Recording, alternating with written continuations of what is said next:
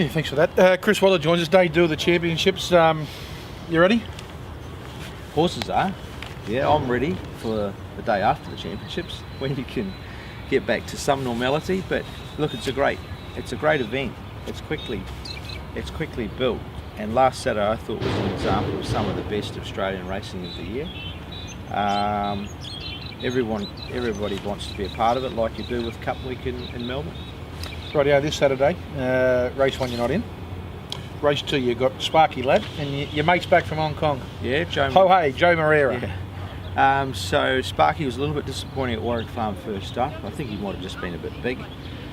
He's probably looking for a mile, but a tough Randwick 1400 I'm hoping he'll improve. It's not an overly strong race, and just hoping he can bounce back. He done well? He's done very well.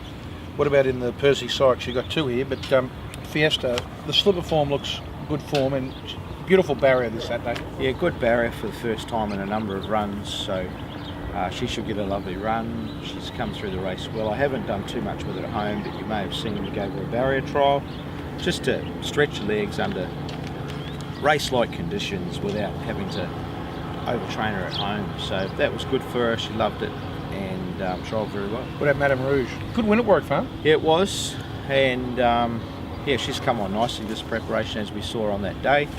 A bit of a gap between runs, but she's a quality horse. Just the barrier draw is the biggest concern. Yeah, I tossing up. Do you roll? Do you come out and have a look like she? Yeah, I guess we would. We just have to hope that she can get a bit of cover. You don't really like them putting them to the sword too early in their career. So yeah, we'll just see how she jumps. What about the Oaks? There's debate. Will Unforgotten run a mile and a half? She's by fasting right, but she's out of a Galileo mare. I think she'll have no trouble whatsoever. Your thoughts? Well, we've got class. That's a big problem with Oaks runners. You often go into an Oaks hoping you can stay and hoping you've got enough class to win it. I think we see year in, year out, horses with class normally run in the first 3 in an Oaks. So her run in the Vinery was brilliant. It was huge. Yeah. She can run a sectional time, she can relax. We've got no problems there. They're things that you worry about in an Oaks. And on a good track, we're going to see a bit of class in this Oaks. Some recent years we've seen horses handle wet tracks win Oaks. This will be a different Oaks. It's a great race, and I think she's got a great chance. Now, the Queen Elizabeth has spoken about Winks. You want to check Winks, go to the other video where we just talk about Winks only.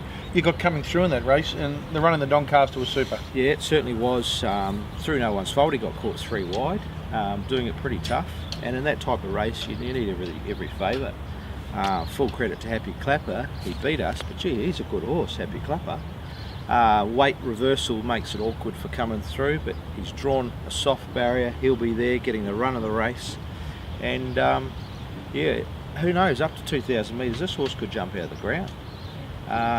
He is a brother to Criterion, who was superior at these types of distances. We're at the Sydney Cup. You got a young fella going around. Who shot the barber? Yeah, he's there for his 5th running of the Sydney Cup. Hasn't he been a stalwart? Brilliant. His last run was outstanding. Yeah, and as it was last preparation, he won the Moonee Valley Gold Cup and then got a temperature prior to the Melbourne Cup, couldn't run. So each preparation with him, we assess how he's gone, how he's looking after the prep, and where he's likely to head. So he doesn't have a lot of racing. He basically has 4 runs every preparation, and here he is for another run in the Sydney Cup with a great chance from a good draw. Well, Libran, awkward gate, but he won't worry about the 2 mile. No, he's a proven horse. Obviously, the barrier makes it a bit tougher. I think it'll be a genuine contest. Yeah, I think so too. So he just needs luck. Look, we see in the Melbourne Cup regularly that horses getting back, tracking into the race at the right time. Obviously, you can't make up 10 lengths in the straight, but if you can get on the back of something, it'll be a big cluster. You make up of 5 horses. or 6. Yeah, then he's right there with fresh legs, ready to challenge. What do you say about Patrick Aaron? Patrick Aaron is basically the new barman.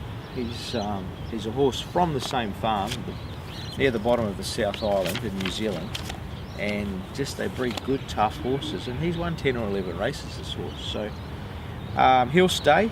He's hit the line well in each of his lead-up runs. He's a knockout hope because he'll stay 2 miles. Can this girl be back at her best on Saturday in the Coolmore Legacy Stakes, Fox Play? I think the race works out for her perfect Saturday. First up run was brilliant. She gave away weight to good mares and got beaten narrowly. Second up, she was running over too short a distance on a good track. She got too far back. Third up was brilliant, again conceding weight to some good mares and only beaten a small margin. Saturday, she meets them at the same weight, with the exception of the 3-year-old. She did win the race last year. I see her barrier as a good barrier for her. I think she's drawn about 9. And Kieran stuck solid with her and knows her very well. I think she'll run a really good race. So do I. What about Invincible in the last? Look, she won the $1 million race at the Magic Millions. She did it tough that day. She certainly wasn't given any favours 3 wide the trip. She goes good fresh. She loves Randwick, and look, she's in there with a each way chance. Winks out, best of the day. Probably Fiesta.